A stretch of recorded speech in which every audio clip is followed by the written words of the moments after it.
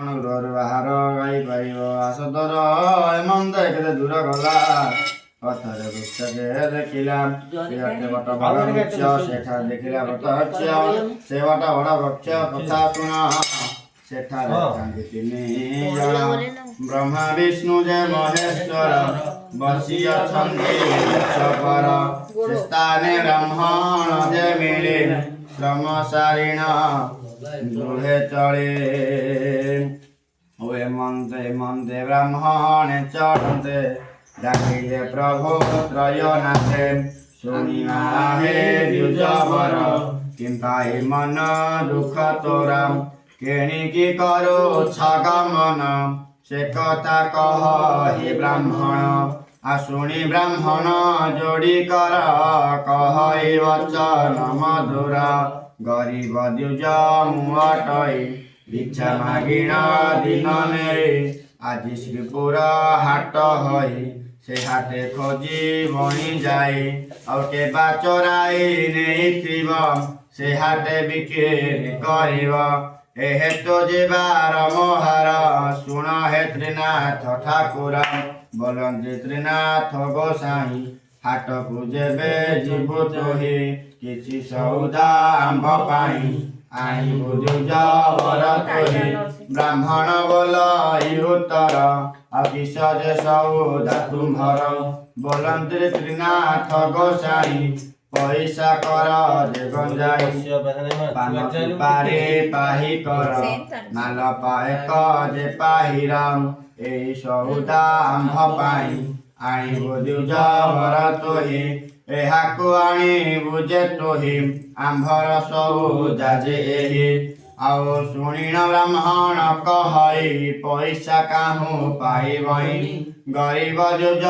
ମୁଟଇ ଭିକ୍ଷା ମାଗିଣ ଦିନ ନେଇ ତ୍ରିନାଥ ବୋଲନ୍ତି ଉତ୍ତର ଶୁଣିବା ହେ ଦ୍ୱିଜବର ଦେଖ ଏ ଯେଉଁ ବେଣା ମୂଳ ତିନି ପଇସା ତାର ତଳ ଆଉ ତିନି ପଇସା ତମ ଭାଇ ଆହୁରି ବେଣା ପଡ଼ାଇ ବୋଲନ୍ତି ତ୍ରିନାଥ ଗୋସାଇଁ ବ୍ରାହ୍ମଣ ହଇଲେ ବୁଝୁ ଭାଇ ଆଉ ପଇସା ତହିଁ ନାହିଁ ଯାହା ପାଇଥିଲୁ ଥିଲା ତହିଁ હવે ମନ୍ଦ ବଚନ ଶୁଣିଲା ବ୍ରାହ୍ମଣ ତହୁଁ ଚଳିଗଲା ତୋକାଏ ପଥ ଗଲା ବହି ମନେ କି ଭାବିଣ ଫେରଇ ଆଉ ଉଚ୍ଚ ମୂଳରେ ସେ ମିଳିଲା ହସ୍ତ ଯୋଡ଼ି ନଭା ହେଲା ତ୍ରିନାଥ ବୋଲନ୍ତି ଉତ୍ତର କିମ୍ବା ଫେରିଲୁ ଦ୍ୱିଜବର ଆଉ ବ୍ରାହ୍ମଣ କହେ ଯୋଡ଼ି କର ମାଲ ଆଣିବି କାହିଁକି ତ୍ରିନାଥ ବୋଲନ୍ତି ଉତ୍ତର ଆଣିବୁ ତୋର ଗାମୁଛାର ତା ଶୁଣି ବ୍ରାହ୍ମଣ ବୋଲଇ ଲୁଗାରେ ତେଲିକି ଆସଇ ତୁମ୍ଭେ ଯେ ଜଗତ ଗୋସାଇଁ କପଟ କଲ ମୋହ ଠାଇଁ ଆଉ ତ୍ରିନାଥ ବୋଲନ୍ତି ଉତ୍ତର କପଟ ନାହିଁ ତୋଠାର ଆମ୍ଭର ନାମ ଧରି ତୋହି ଆଣିବୁ ଲୁଗାରେ ପୁରାଇ ଆଉ ମେଲାଣି ମାରି ଦ୍ୱିଜବର ସେଠାରୁ ରହିଲା ବାହାର ଆନନ୍ଦ ଧରିଗଲା ଶ୍ରୀପୁର ହାଟରେ ମିଳିଲା ଆଉ ଗୋରୁ ହାଟକୁ ଯାଇ ଗୋରୁର ସନ୍ଦେଶ ନ ପାଇ କିଣିଲା ପାନ ଯେ ସୁପାରି ଗଞ୍ଜାଇ ସଉଦା ସେ ସାରି ଆଉ ତେଲ ହାଟକୁ ଚଳିଗଲା ତେଲ ମାଗିଲା ସମସ୍ତେ ନାହିଁ ଗଲେ ପାଗରେ ବୋଇଲେ ଆଉ ସେଠାରୁ ଚଳିନ ସେ ଗଲା ବୁଢ଼ା ତେଲିକି ପଚାରିଲା ବୁଢ଼ା ଯେ ବୋଇଲା ଗୋସାଇଁ କେତେ ମାଲ ଦେବୁ ତୁହି ବ୍ରାହ୍ମଣ ବୋଇଲା ଉତ୍ତର ମାଲ ନେବି ପାହି କର ତେଲି ଯେ ତେଲ ମାପ କଲା ବ୍ରାହ୍ମଣ ଗାମୁଛା ପାତିଲା ତେଲି ଯେ ମନେ ବିଚାରଇ ବାତୁଳ ବିପ୍ରୟ ଅଟଇ ଏହାକୁ